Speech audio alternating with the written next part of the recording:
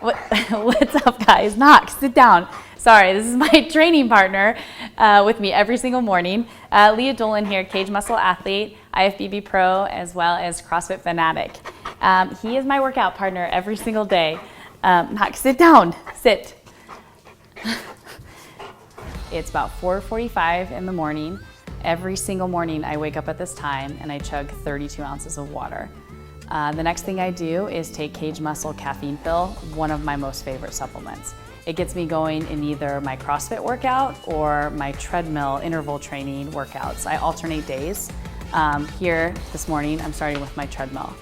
What I like about the caffeine pill is it keeps a sustained energy level so I don't crash and burn midway through.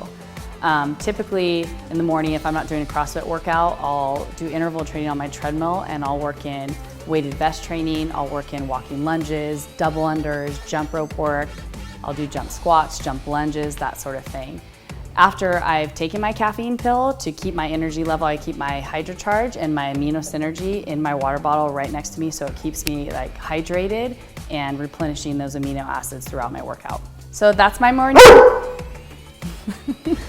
So that's my morning routine, guys. Hopefully this helps you out. If you want to learn more, check out KAGEDMUSCLE.com.